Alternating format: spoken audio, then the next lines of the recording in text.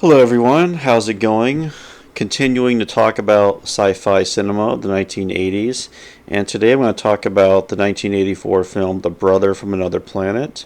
You can see the poster there with Joe Morton as the lead in the film, Statue of Liberty in the background. The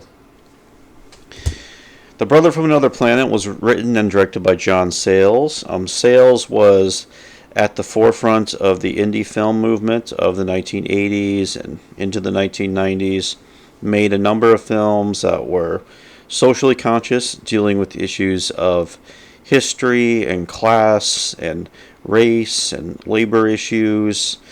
Really made many, many interesting, important films like Eight Men Out comes to mind, Lone Star, another film, but really he was putting out a film almost every year during the 1980s. Um, so, and I should say, Sayles started out writing B movies. He wrote creature features for Joe Dante, Piranha being the most famous one. He also wrote the film Alligator, and I get the sense Sayles could write these kind of throwback B movies in his sleep. It's also worth pointing out that he wrote what would become the film E.T. He wrote an early version of the script, which was about a family being terrorized by extraterrestrials. And Sayles, of course, Spielberg went into a different direction, and E.T. became what it was. But Sayles wrote that initial draft of what the E.T. would become. So he has a really interesting history with cinema, with modern cinema, and he's really made so many really important films. And I think The Brother from Another Planet I would include as very important film. So I should say I call this like a lo-fi cinema movie where it's the pacing is interesting. There's a lot of vignettes in this movie, and I'll talk more about that. It's in some ways episodic in structure, but there's also a main line definitely going through the narrative of the film. I should mention the cinematographer was Ernest Dickerson, who would go on to work with Spike Lee on many of his films as a cinematographer, and would go on to be a director in his own right.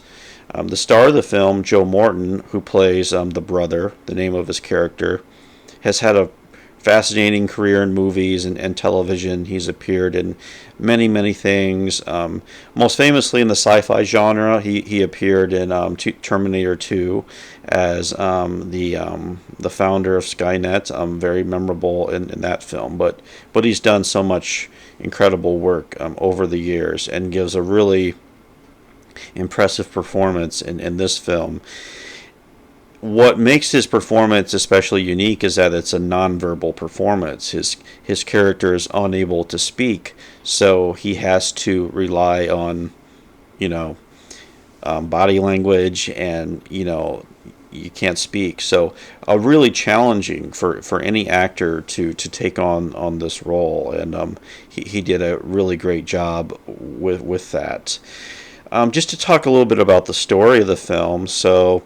We start out. Morton plays an extraterrestrial from another planet who crash lands on Earth in New York City, right by Ellis Island, which is already heavily symbolic of the immigration experience. And one way to read this movie is as an allegory of the immigrant experience, and I'll talk more about that. Although there's many different ways to read this film, a couple of ways, and he's lands in Harlem, okay, and we follow him through the course of the film as he interacts with people and becomes part of the community.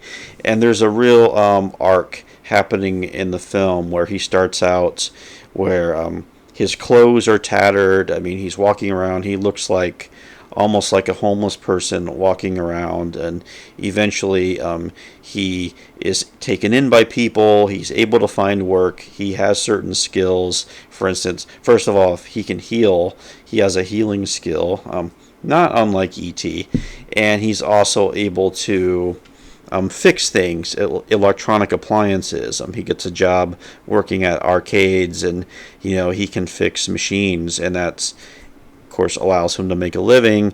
And then from that, his arc moves from he becomes an actual kind of reformer and advocate for the community. So there's a really fascinating arc to his character in the film.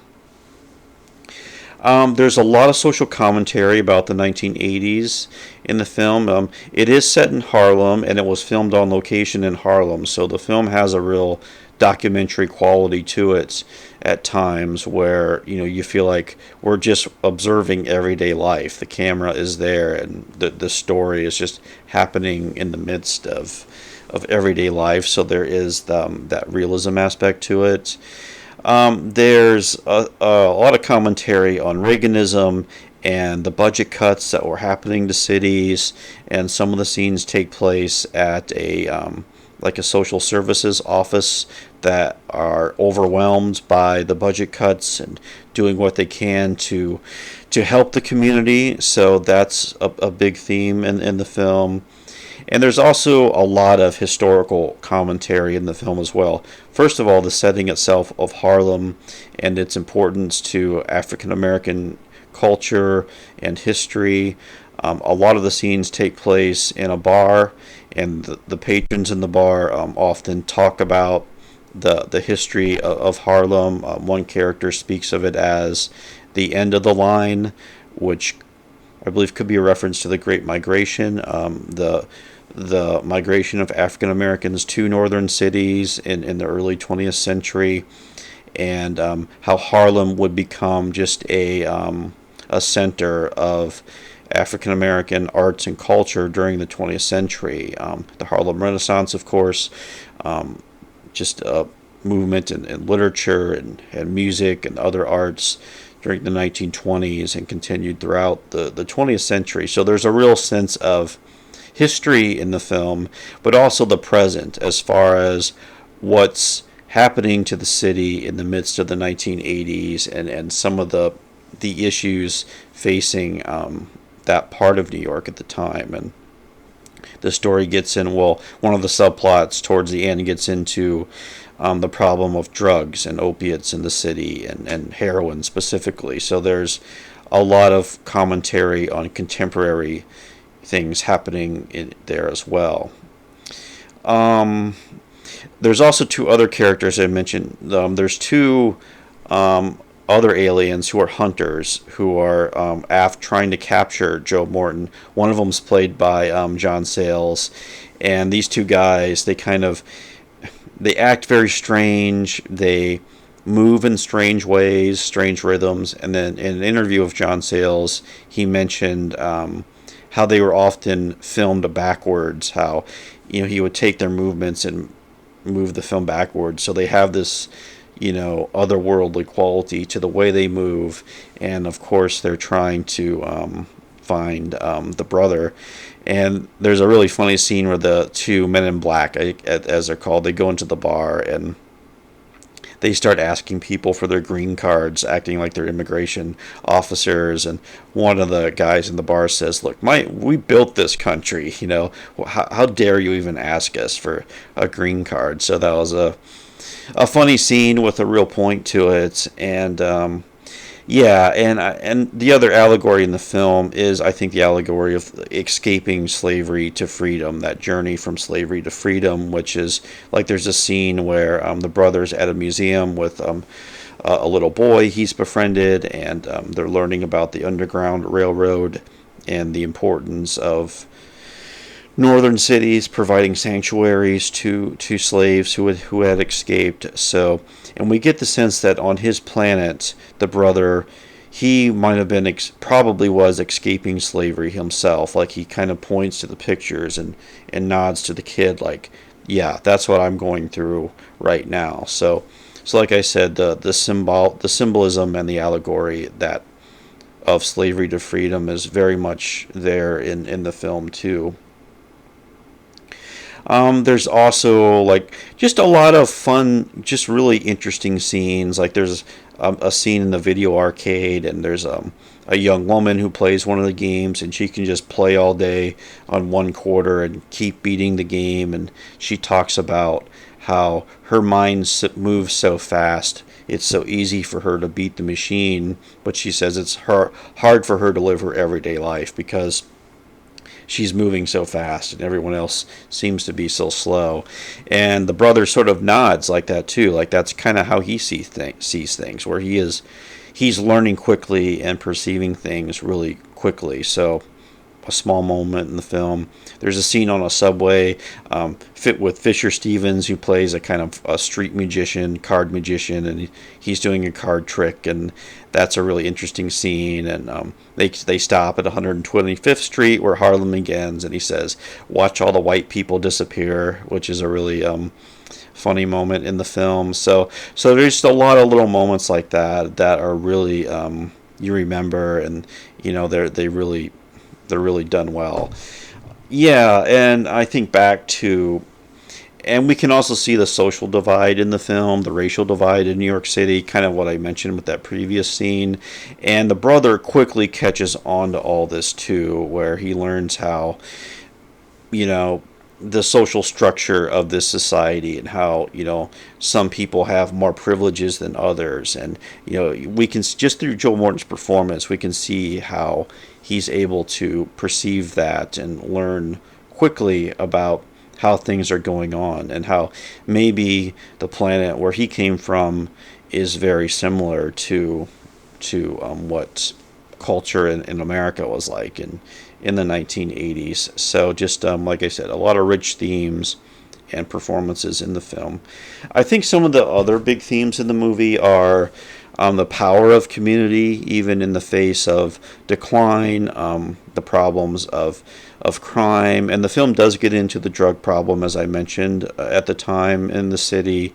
And towards the end, there's a fun scene where the brother becomes sort of like an enforcer for a while, and he is able to confront the drug kingpin who's bringing drugs into the city. And which is a really good scene. And and I should mention the drug kingpin is like a white collar white guy, who's behind all this. So that's, once again, goes along with the themes of the movie.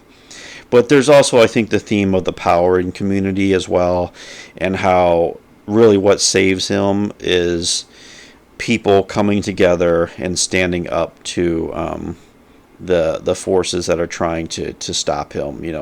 I guess epitomized by the two men in black who are continually pursuing him throughout the film. So yeah. So really, really interesting movie. I would highly recommend it, and a real kind of outlier for 1980 science fiction, which typically movies of the time avoided racial commentary on race relations in general. So it was refreshing to get a movie like that from this time.